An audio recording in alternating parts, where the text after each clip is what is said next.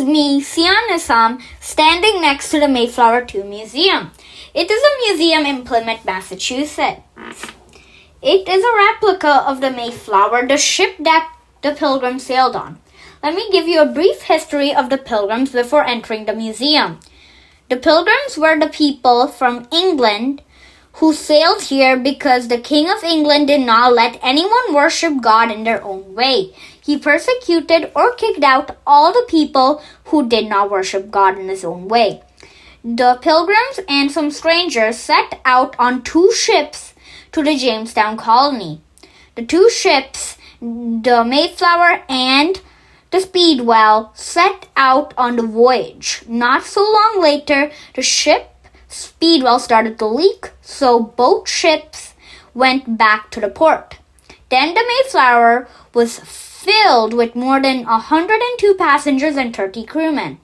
The Mayflower is only roughly about 106 feet long.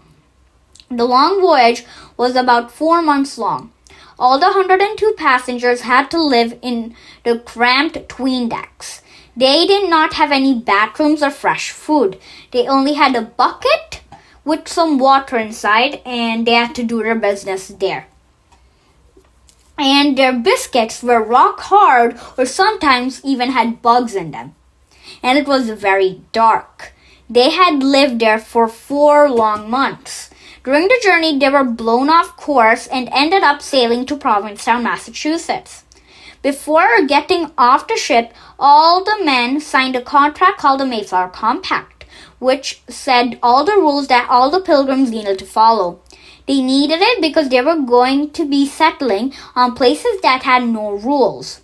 They explored the Provincetown and noticed that there were only sand and they could not grow crops there. So they sailed to Plymouth, Massachusetts, which is across the harbor. And Plymouth, Massachusetts had better soil because it was more inland, and they established a Plymouth colony there. The natives called the Wampanoags helped the Pilgrims. A native called Squanto knew some English because he went to Europe before. He used it to teach the Pilgrims how to grow crops. Since the Pilgrims arrived in early winter, the Wampanoags shared some crops. Many of the Pilgrims died in the first winter.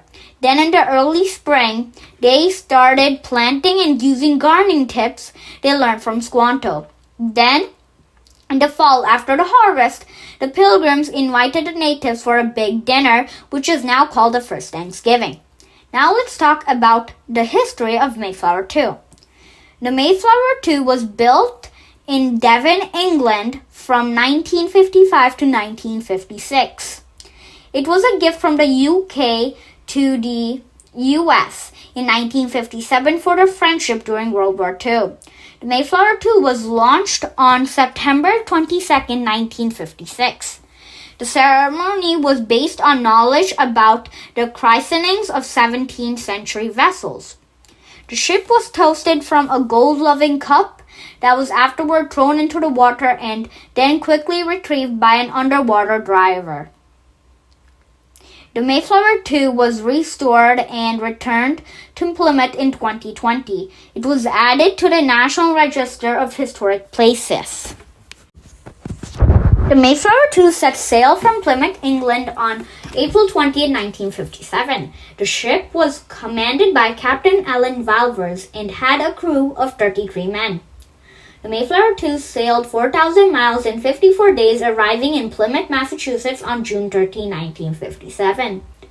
The Mayflower 2 was a full-scale reproduction of the tall ship that brought the Pilgrims to Plymouth in 1620. It was built using historically accurate methods and materials. The Mayflower 2's voyage recreated the original voyage across the Atlantic Ocean. As the ship neared Massachusetts shores, it ran into a violent storm. No one aboard had an experience with handling a 17th century vessel in inclement weather. The Mayflower 2 was recently restored at Mystic Seaport. The restoration cost $11.2 million and it took 3 years. Shipwrights replaced about 70% of the vessel's timbers, planking, structural frames, knees, and types of beams. They used 6 types of wood from 8 states and 20,000 board feet of Danish white oak. If you want to visit the Mayflower too, the address is in the description. This is the history of the Mayflower and the Mayflower too. As you see, I'm inside the ship now. I'm walking down a stairway that used to be a hatch. A hatch is an object where the person would just open it and jump in. And this used to be one of the busiest hatch because it connected the tween decks to the main deck. And the tween deck is where all the passengers lived. And that long tube you see there is the capstan. Sailors pushed on long bars inserted through the holes to haul a rope around the capstan, allowing them to easily hoist the cargo and move heavy loads. Remember, the Mayflower was originally a cargo ship, not a passenger ship. And this is the gun room. The gun room housed some of the ship's defensive guns and master gunner. The people above the main deck would yell down to the gunner and tell there's a suspicious ship. Try to shoot it. So the gunner would reload the cannon, push it to the hatch, then he would shoot it and boom, it will have time for it to escape and also maybe destroy the other enemy ship. And now I'm walking towards where all the passengers lived, were the chests where they stored their food and sometimes their supplies. And you can see a window, and outside the window you can see a canoe. The Mayflower had a draft of 12.5 feet. That means 12.5 feet of the ship is underwater.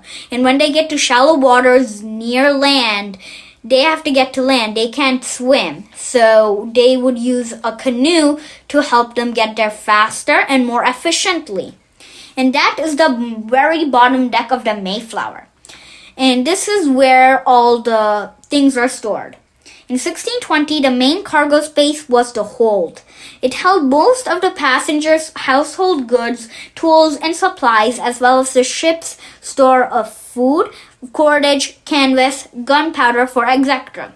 That thing you see there is the windlass. The windlass is a type of winch used for raising anchors.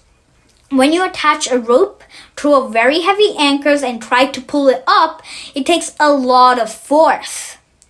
But this winch does that job with very, very little force used by the human. And I'm going back where I started from with the hatch. And one final look down at the bottom deck, you can see a type of pump and some metal hatches.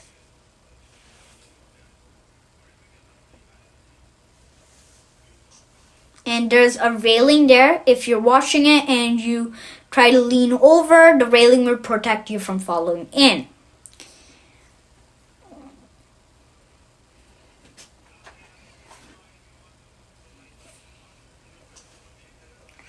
And now I'm leaving the tween deck. And a fun fact about the tween deck is that it was very dark when it was nighttime. And this is the forecastle. The forecastle or the forecastle housed the crewmen and may have served the cook room or the kitchen.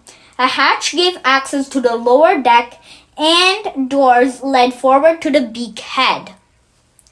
And now we are on the main deck. And you can see a cannon there that they used to defend themselves and the canoes underneath it. And you can see the canoe has very big oars.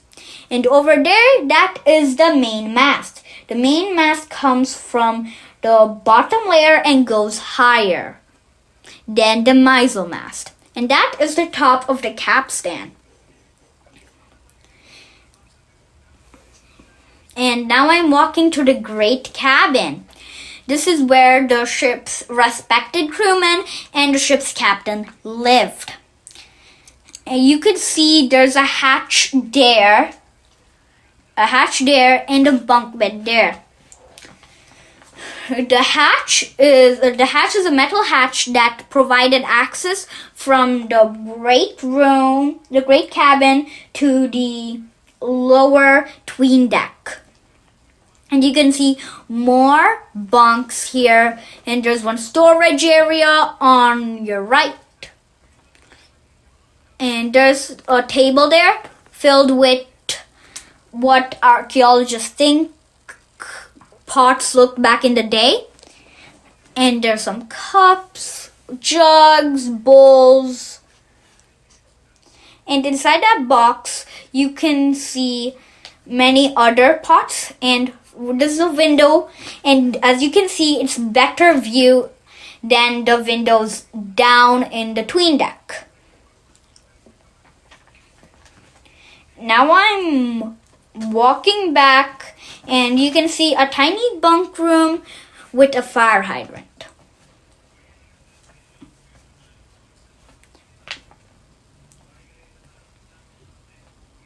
And you can see the beds here are much better than the beds down in the tween deck.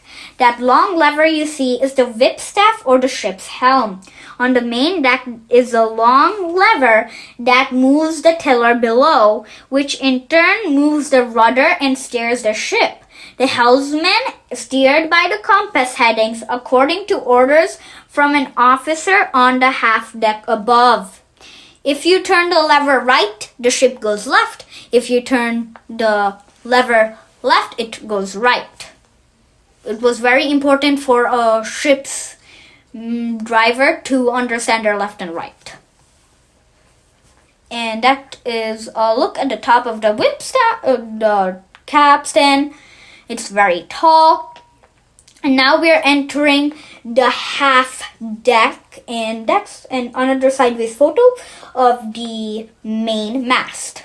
And the main mast contained the largest sail in the ship. And now I'm coming upstairs to the half deck. In the half deck you can see a bell. And the ship's bell was rung every half an hour, marking how much of a sailor's 4-hour shift has elapsed, and when it was time for him to rest. It was also used to signal an emergency. The bell displayed today was a cast at the museums as part of the Mayflower 2's recent restoration.